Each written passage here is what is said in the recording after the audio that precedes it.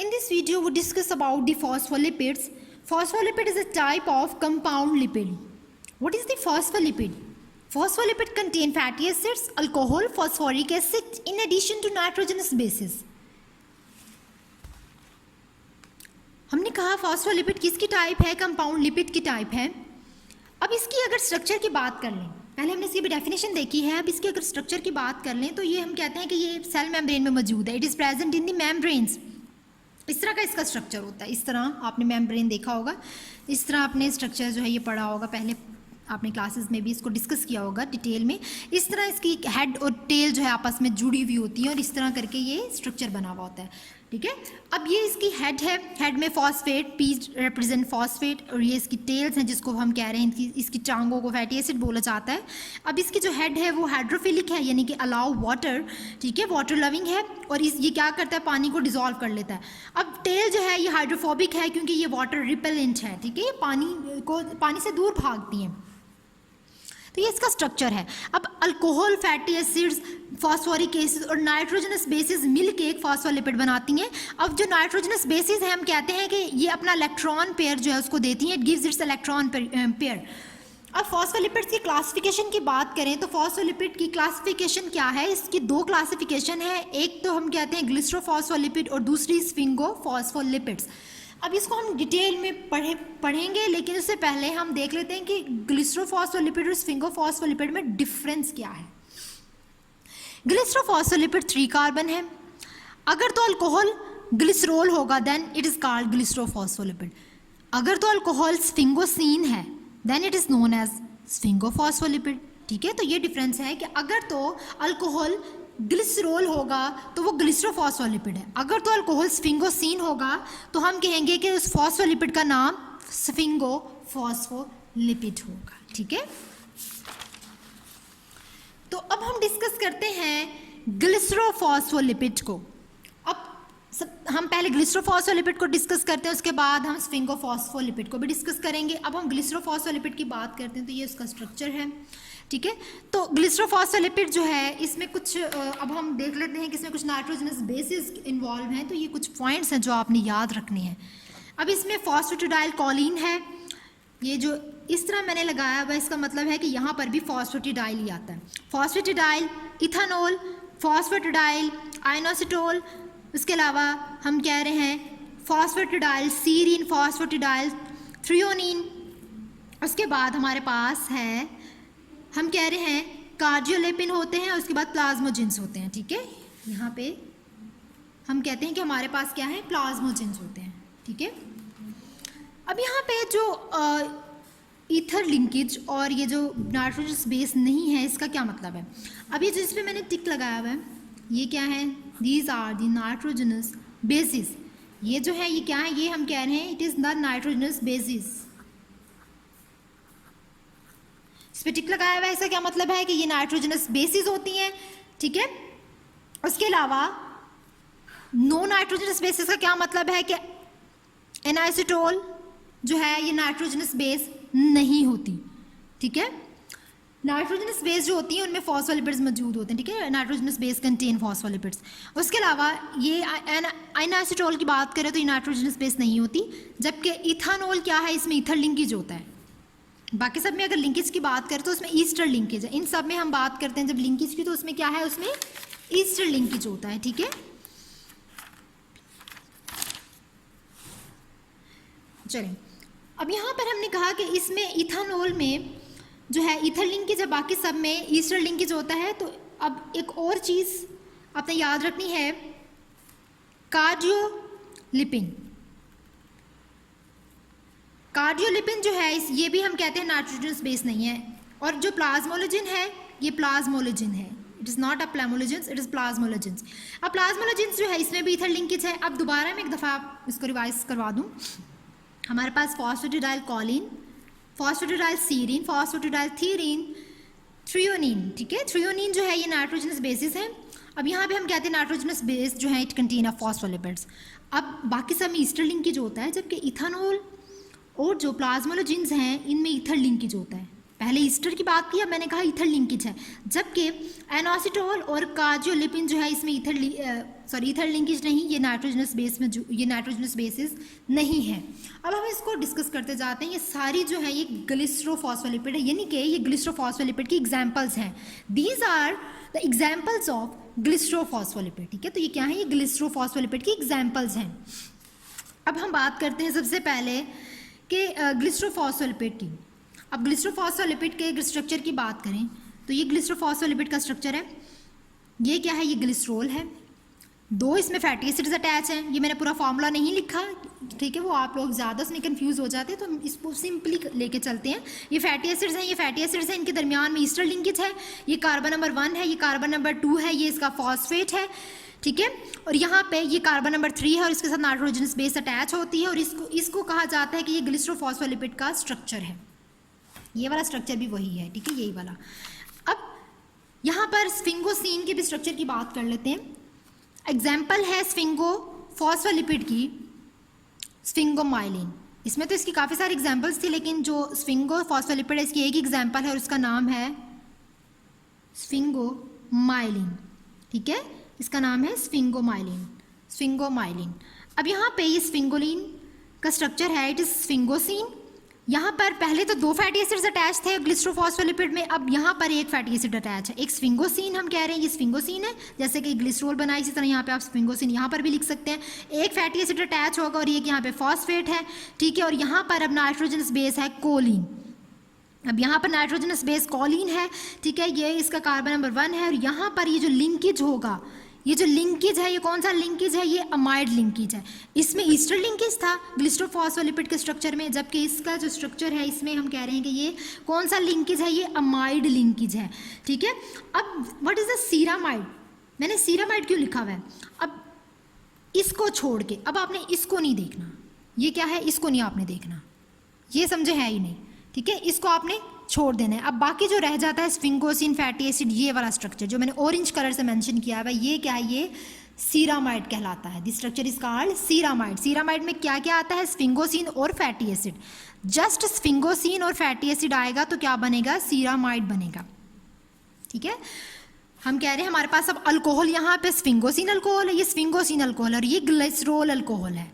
तो sphingosine alcohol और fatty acid मिलके सीरामाइड बना देते हैं, जबकि स्फिंगोसिन फैटी एसिड फॉस्फेट और कोलिन ये सारी चीज़ें मिलके स्फिंगोफॉस्फोलिपिड बना देते हैं। और इसमें अमाइड लिंकेज है, जबकि इसमें ईस्टर लिंकेज है। अब यहाँ पे फॉस्फेटिडिक एसिड क्या है, अगर ग्लिसरोफॉस्फोलिपिड की बात करें तो फॉस्फेटिडिक एसिड जो है ये एक मेजर ग्लिसरोफॉस्फोलिपिड है। अब इसको कहा जाता है फॉस्फेटिडिक एसिड को कि it is a precursor for all phospholipids. Phosphatidic acid जो है ये प्रिकर्सर है तमाम फॉस्फोलिपिड्स का। अब यहाँ पर इसमें नाइट्रोजनस बेस मौजूद नहीं होती, फॉस्फेटिडिक एसिड में नाइट्रोजनस बेसिस जो हैं वो प्रेजेंट नहीं होती, ठीक है। अब ये इस तरह इसका स्ट्रक्चर बनेगा, ये ग्लिसरोल है और ये 2 फैटी एसिड्स और ये फॉस्फेट है। अब ये स्ट्रक्चर क्या है, ये किसका है, ये फॉस्फेटिडिक एसिड का है, ठीक है। तो ये फर्दर हम ये जो हमने इसकी एग्जाम्पल्स पढ़ी थी इनके स्ट्रक्चर्स देखते जाते हैं। तो ये हमने सबसे पहले यहाँ पे फॉस्फेटिडिक एसिड भी आता है, ठीक है। तो ये फॉस्फेटिडिक एसिड था, ये क्या है, ये फॉस्फेटिडिक एसिड जो है ये किसकी एग्जाम्पल है, ये हम कह रहे हैं ग्लिसरोफॉस्फोलिपिड की। तो ये मेन एक एग्जाम्पल थी, ठीक है। तो ये हम फॉस्फेटिडिक एसिड को डिस्कस कर लिया, ये इसका स्ट्रक्चर है। अब फॉस्फेटिडाइल कोलिन का दूसरा नाम लेसिथिन भी है, लेसिथिन भी बोलते हैं। अब इसमें क्या होता है, ये प्रेजेंट होती है एग यॉक में और सोयाबीन में मौजूद होती है, एग यॉक और सोयाबीन में मौजूद है। और इसका ये ग्लिसरोल स्ट्रक्चर है, 2 फैटी एसिड हैं, फॉस्फेट, और यहाँ पर नाइट्रोजनस बेस कोलिन होगी और तब इस स्ट्रक्चर को हम लेसिथिन भी बोलते हैं, उसके अलावा फॉस्फेटिडाइल कोलिन भी बोलते हैं। अब यहाँ पे क्या कहा है कि di palmitoyl lecithin the fatty acids are the palmitoyl. अब ये जो फैटी एसिड्स हैं डाई पाल्मिटॉयल लेसिथिन की, इसको 2 फैटी एसिड्स हैं इसलिए हम इसमें डाई का लफ्ज़ इस्तेमाल कर रहे हैं। अब इसमें कहा जा रहा है कि फैटी एसिड्स, इसमें कौन से फैटी एसिड्स हैं, इसमें पाल्मिटॉयल फैटी एसिड्स हैं, ठीक है। अब ये इसके फंक्शंस हैं कि ये नर्व ट्रांसमिशन करते हैं, उसके अलावा ये क्या काम करते हैं, डाइजेशन और अब्जॉर्प्शन जो है लिपिड्स की वो भी करवाते हैं, उसके अलावा ये ट्रांसमिथाइलेशन का काम भी करते हैं। अब उसके बाद फॉस्फेटिडाइल इथानोल हम डिस्कस कर लेते हैं। फॉस्फेटिडाइल इथानोल का दूसरा नाम सिफेलिन है। अब फॉस्फेटिडाइल इथानॉल और सिफालेन को डिस्कस करते हैं। पहले जो हमने बात की थी उसमें ईस्टर लिंकेज था, ठीक है, तो इसमें अब ईस्टर लिंकेज नहीं होगा, इसमें अब ईथर लिंकेज होगा।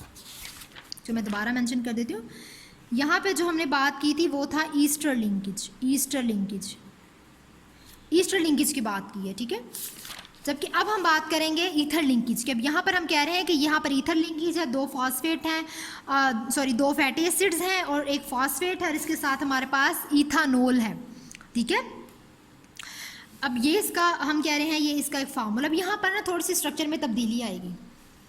अब वो तब्दीली क्या आएगी, ये मैंने इसको इस तरह करके फार्मूला भी लिख दिया है, H2C HC H2C, ठीक है। ये OCH double bond CH dash और ये क्या है, ये और है OC double bond OR, OP double bond, ये O इसका O है, ठीक है, और ये फिर ये इसके साथ O है, ये भी O है, और यहाँ पर इथानोल है CH2 CH2 NH3, CH2 CH2 और NH3, ये O और O है, ठीक है। ये अलग अब आपको समझ आ जाएगी इस तरह, ठीक है। अब ये इसमें क्या, इसमें फॉस्फेटाइल इथानॉल में क्या तब्दीली आई है, सिफालिन भी इसको बोलते हैं। अब इसमें ये जो है ये अनसैचुरेटेड है, अब इसमें एक अनसैचुरेटेड बन जाएगा, एक सैचुरेटेड और एक अनसैचुरेटेड।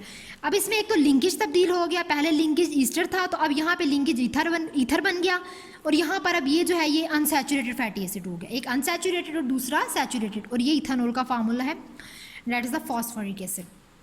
उसके अलावा ये क्या किस में मदद देता है, इट हेल्प्स इन द को रेगुलेशन, ठीक है। अब हमारे पास है फॉस्फेटिडाइल इनओसिटोल। इनओसिटोल में हम क्या देखते हैं कि it act as a second messenger in hormones. अगर इसके फंक्शन की बात करें तो ये सेकंड मैसेंजर के तौर पे काम करता है हार्मोन्स में। अब यहाँ पे दो फैटी एसिड्स हैं, एक फॉस्फेट, और यहाँ पर हमारे पास मायो इनओसिटोल अटैच हो जाएगा, मायो इनओसिटोल। इसी तरह जो सीरीन है वो भी सेकंड मैसेंजर के तौर पे काम करता है, और यहाँ पे उसका फार्मूला मेंशन नहीं है, उसका फार्मूला भी बिल्कुल ऐसे ही है, ये सारा ऐसे ही। और यहाँ पर जस्ट आपने यहाँ पे हम सीरीन लगा दें तो वो क्या बन जाएगा, वो इस तरह कर लेते हैं, फैटी एसिड, और ये हमारे पास पी है और ये सीरीन। अब ये किसका फार्मूला बन गया है, इसको हम कह रहे हैं फॉस्फेटिडाइल सीरीन, ये भी सेकंड मैसेंजर के तौर पे काम करता है। अब फॉस्फेटिडाइल सीरीन में यहाँ पे जस्ट सीरीन लगा लेते हैं। अब हमारे पास है कार्डियोलिपिन। कार्डियोलिपिन का दूसरा नाम है डाई फॉस्फेटाइल ग्लिसरॉल। कार्डियोलिपिन का दूसरा नाम डाई फॉस्फेटाइल ग्लिसरॉल है। अब इसमें क्या होता है, डाई फॉस्फेटाइल ग्लिसरॉल इसको क्यों कहा जाता है, वो इसलिए कि इसमें दो फॉस्फेटिक एसिड मॉलिक्यूल कनेक्ट होते हैं ग्लिसरॉल के साथ। Two phosphatic acid molecules connect with glycerol backbone in the center to form a dimeric structure, and this dimeric structure is called cardiolipin. बिल्कुल इस तरह ही आसानी के लिए मैंने जस्ट बनाया था कि एक ग्लिसरॉल है, ठीक है, और इसके साथ दो जो हमारे पास फॉस्फेटिक एसिड के फार्मूलाज है। फॉस्फेटिक एसिड में हमारे पास नाइट्रोजनस बेस नहीं थी ना, तो इसलिए हमने नाइट्रोजनस बेस नहीं लगाई। अब ये हमारे पास एक कार्डियोलिपिन का फार्मूला बन गया, ठीक है। अब यहाँ पे भी देख लें, ये हमारे पास ग्लिसरॉल है, अब यहाँ पर ये O है, PO3 है, और ये फॉस्फेटिक एसिड है, O PO3 और फॉस्फेटिक एसिड, क्योंकि H रिमूव हो जाता है और ये PO3 उसके साथ आकर अटैच हो जाता है। तो ये फार्मूला किसका है, ये कार्डियोलिपिन डाईफॉस्फेटाइल ग्लिसरॉल का है। अब कार्डियोलिपिन जो है ये फर्स्ट टाइम ऑब्जर्व हुआ था हार्ट टिश्यूज़ में, it is first observed in heart tissues. उसके अलावा ये कहाँ पर मौजूद होता है, माइटोकॉन्ड्रिया की जो इनर मेम्ब्रेन है, it is present in the membrane of inner mitochondria, ठीक है, it is present in the membrane of inner mitochondria. अब हमारे पास प्लाज्मोलोजिन आ गया है। प्लाज्मोलोजिन में क्या है, इसमें भी ईथर लिंकेज होगा, ठीक है। अब इसमें फैटी एसिड है, फॉस्फेट, और हमारे पास नाइट्रोजनस बेस का नाम है इथानोल अमाइन, नाइट्रोजनस बेस का नाम है इथानोल अमाइन। इन सब ने क्या मिलकर बना दिया, एक प्लाज्मोलोजिन का स्ट्रक्चर बना दिया। अब प्लाज्मोलोजिन हम कहते हैं कि ये कंपोनेंट है प्लाज्मा मेम्ब्रेन का, it is the component of the plasma membrane, और यहाँ पे लिंकेज ईथर लिंकेज होगा, ठीक है। अब हमारे पास एक और है एग्जाम्पल प्लेटलेट एक्टिवेट फैक्टर की, यहाँ पर मैंने मेंशन नहीं की थी यहाँ पर, तो यहाँ पर भी हम इस तरह थोड़ी सी इसको करके मेंशन कर देते हैं, यानी कि PAF भी इसकी एक एग्जाम्पल है। It is also the example of glycerophospholipid, ठीक है। तो ये हमारे पास एग्जाम्पल है ग्लिसरोफॉस्फोलिपिड की, जिसको हम कह रहे हैं प्लेटलेट एक्टिवेटिंग फैक्टर, जिसको PF से रिप्रेजेंट करते हैं। It is much more water soluble than others. अब ये बहुत ज़्यादा पानी में सॉल्युबल है बाकियों की निस्बत, ठीक है। अब यहाँ पर हम कह रहे हैं ईथर लिंकेज फैटी एसिड बिल्कुल प्लाज्मोलोजिन की तरह ही है ये भी, और यहाँ पे बेस जो है वो कोलिन होगी। बाकी सारा प्लाज्मोलोजिन की तरह है, लेकिन यहाँ पे बेस हमारे पास क्या है, वो है कोलिन। अब अगर हम फंक्शंस की बात करें, फॉस्फोलिपिड्स के फंक्शंस की अगर हम बात करें, अब इसके फंक्शंस क्या हैं कि इसमें प्लेटिलेट एग्रेशन होते हैं, प्लेटिलेट एग्रेशन का काम करते हैं, एग्रीगेशन है ये, प्लेटिलेट एग्रीगेशन का काम करते हैं। उसके अलावा it is mediator in inflammation, chemotaxis and allergic responses. जितने भी एलर्जिक रिस्पॉन्सेज होती हैं, जैसे कि आपको कोई सूजन वगैरह हो जाती है, एलर्जी हो जाती है, तो उस सब के लिए हम इस जो है ये मीडिएटर का काम करता है। उसके बाद अब हम बात करते हैं स्फिंगोफॉस्फोलिपिड की। अब बात करनी है हमने स्फिंगोफॉस्फोलिपिड की, ठीक है। जस्ट अ सेकेंड, चले सॉरी, ये जो फंक्शंस थे ना, ये फॉस्फोलिपिड्स के नहीं, ये प्लेटिलेट एक्टिवेटिंग फैक्टर के फंक्शंस थे, ठीक है। ये मैंने इस पे मेंशन नहीं किया हुआ था, तो इसलिए ज़रा कंफ्यूज हो गई हूँ मैं। इसको लिख लेते हैं। अच्छा, तो ये किसके फंक्शन है, ये प्लेटिलेट एक्टिवेटिंग फैक्टर के हैं, ठीक है। ये मैंने इस पे मेंशन नहीं किया हुआ था, तो इसलिए ज़रा कन्फ्यूजन हो गई कि ये फंक्शन किसके हैं। तो ये फंक्शन है प्लेटिलेट एक्टिवेटिंग फैक्टर के, ठीक है। तो प्लेटिलेट एग्रीगेशन और ये जो प्लेटिलेट एक्टिवेटर फैक्टर है, ये प्लेटिलेट एक्टिवेटर फैक्टर ये काम करता है एलर्जिक रिस्पॉन्सेज का, इन्फ्लेमेशन और कीमोटैक्सिस का। अब आगे हमारे पास है स्फिंगोफॉस्फोलिपिड। अब हमारे पास ग्लिसरोफॉस्फोलिपिड हमने पढ़ लिया, अब हमारे पास सेकंड टाइप आ गई है। अब हम कह रहे हैं सेकंड टाइप है। सेकंड टाइप जो है वो इस तरह, इसका स्ट्रक्चर जो है, इसको मैंने आपको ओवरव्यू दे दिया है कि अगर तो अल्कोहल हमारे पास स्फिंगोसीन होगा तो हम उसको स्फिंगोफॉस्फोलिपिड बोलते हैं, ठीक है। अब ये हमारे पास इस तरह स्ट्रक्चर है इसका। अब खोल के ज़रा इसका स्ट्रक्चर देख लेते हैं। ये हमारे पास CH3 है, CH2 और 12 है। अब ये 12 जो है, ये पूरा 12 इस तरह होता है, लेकिन इसको शॉर्ट फॉर्म में इस तरह लिखा हुआ है। अब ये 12 और 13 हमारे पास बन गए। अब इस तरह ये CH है, डबल बॉन्ड CH, इसको नाम दे देंगे 14, 15, CH 16, 17 और यहाँ पर ये 18। अब इस 16 वाले CH के साथ OH अटैच होगा और इस 18 वाले CH2 के साथ OH अटैच होगा। उसके अलावा स्फिंगोफॉस्फोलिपिड के साथ हमारे पास एक अमाइनो ग्रुप भी अटैच होता है जिसको NH2 कहते हैं, ठीक है। अब इस NH2 को हम कह रहे हैं कि इस NH2 को, ये स्फिंगोसिन का फार्मूला, अब ये जो है ये स्फिंगोसिन अल्कोहल, ठीक है। अब इसको हमने किसके साथ करना है, फैटी एसिड के साथ मिलाना है। अब इस NH2 के साथ, यानी कि अब हमने इस H को, सिर्फ एक H होगा हमारे पास। अब मैंने ये वाला फार्मूला पूरा नहीं लिखा, जस्ट हम इसको लिख लेते हैं, बाकी ये सारा पीछे से वैसे ही है, डॉट से मैंने शो कर दिया है। अब यहाँ पे NH है और C डबल बॉन्ड O और R फैटी एसिड है। अब ये वाला फार्मूला स्फिंगोसिन अल्कोहल और फैटी एसिड, इसको हम कहते हैं कि ये सीरामाइड है। स्फिंगोसिन और फैटी एसिड मिलके क्या बना देते हैं, it form a ceramide. Sphingosine attached with one fatty acid and form ceramide. अब स्फिंगोसिन अटैच कर रहे हैं एक फैटी एसिड के साथ और इन्होंने मिलके क्या बना दिया, सीरामाइड बना दिया। अब ये इस तरह का फार्मूला बन गया, स्फिंगोसिन फैटी एसिड। अब इसके इस 18 कार्बन पर हम कह रहे हैं फॉस्फोरिक एसिड, वो आकर अटैच हो जाएगा, ठीक है। यहाँ पर आके ये फॉस्फोरिक एसिड अटैच हो जाएगा, ठीक है। और यहाँ पे हमने क्या बात की थी, हमने कहा था, पीछे दोबारा एक दफ़ा मैं आपको बता देती हूँ, हमने बात की थी कि इसके स्ट्रक्चर की कि यहाँ पर ये कोलिन है, यही बात की थी ना, स्फिंगोसिन फैटी एसिड, फॉस्फेट और Colin, that is the phosphoric acid, ये कॉलिन था। अब इसको हम खोल के देख रहे हैं, ठीक है। अब ये देखें, ये हमारे पास फॉस्फोरिक एसिड है और ये वाला पूरा फॉर्मूला हम कह रहे हैं ये क्या है, ये कोलिन है। अब आई होप आपको समझ आ गई होगी कि पहले हमने क्या पढ़ा था। अब ये हमारे पास स्फिंगोसिन है, फैटी एसिड भी है, फॉस्फोरिक एसिड भी आ गया और ये कॉलिन आ गया। CH2 N के साथ तीनों साइड पे CH3 अटैच है। अब ये जो है ये पूरा क्या बन गया, अब इसको हम सीरामाइड नहीं कहेंगे, सीरामाइड सिर्फ स्फिंगोसिन और एक फैटी एसिड को, सिर्फ स्फिंगोसिन और एक फैटी एसिड को सीरामाइड बोलेंगे। अब इसको सीरामाइड नहीं बोलेंगे। अब ये सारा जो बन गया है इसको हम कहते हैं स्फिंगोमाइलिन। क्योंकि स्फिंगोफॉस्फोलिपिड की मैंने आपको एग्जांपल बताई थी ना कि इसकी एक एग्जांपल होती है जिसका नाम है स्फिंगोमाइलिन, तो ये स्फिंगोमाइलिन है। अब हम कह रहे हैं it is the main component of nervous tissues, ये मेन कंपोनेंट है नर्वस टिश्यूज़ का। उसके अलावा ये ब्रेन में पाया जाता है। उसके अलावा it is involve in cell to cell signalling, ये सेल टू सेल सिग्नलिंग का काम करता है as a second messenger. Second messenger क्या होता है? अपोप्टोसिस। अपोप्टोसिस जो है, अपोप्टोसिस हम कहते हैं प्रोग्राम सेल डेथ को। अब अपोप्टोसिस जो है उसको सिग्नल चाहिए होते हैं, ठीक है। अब जब उसको सिग्नल चाहिए होते हैं, उसको सिग्नल कहाँ से मिलते हैं? वो उसको सेकंड मैसेंजर से मिलते हैं, क्योंकि अब सेकंड मैसेंजर के तौर पे हमारा स्फिंगोमाइलिन काम कर रहा है, तो हमारा सेकंड मैसेंजर स्फिंगोमाइलिन है। तो अब अपोप्टोसिस को सिग्नल कौन देगा? स्फिंगोमाइलिन। इसलिए हम कहते हैं कि ये सेल टू सेल सिग्नलिंग का भी काम करता है। तो ये हमने स्फिंगोफॉस्फोलिपिड को डिस्कस कर लिया, ठीक है। तो अब हम फंक्शंस जो हैं फॉस्फोलिपिड के उनको देख लेते हैं।